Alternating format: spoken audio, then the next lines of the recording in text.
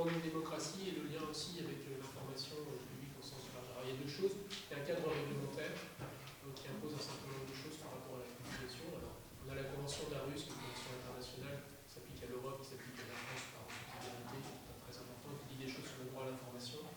Normalement, s'il n'y a pas eu information préalable, les citoyens peuvent ultérieurement faire casser, c'est souvent par le canal d'association, le projet, parce que précisément, il n'y avait pas moyen d'en avoir connaissance. Et donc, on ne pouvait pas exercer ses propres droits. Ça, c'est un cadre réglementaire de communication. Mais après, on a aussi la presse. On a le fait que ces projets-là, ils se font dans le champ public. En principe, l'administration publique et les systèmes politiques qui déterminent les choses, ils sont aussi publics. Ils doivent porter à connaissance des citoyens ce dont ils délibèrent. Par rapport à ça aussi, bon, ça s'applique peut-être un peu moins dans un territoire très urbain, mais moi je travaille sur un territoire très rural.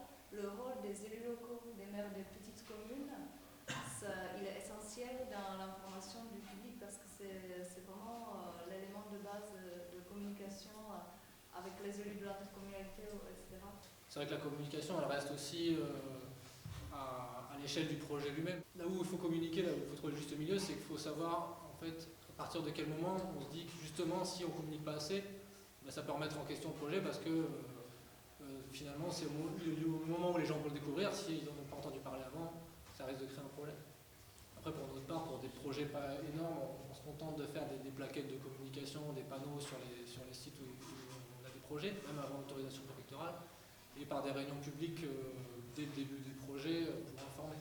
Si on choisit de ne pas faire ces réunions publiques et de ne pas communiquer, ça reste restreint à un groupe d'acteurs identifiés au sein de, par exemple, ce que j'ai pu expliquer au groupe que j'ai vu tout à l'heure, les comités de pilotage qui vont finalement guider nos études ou nos projets.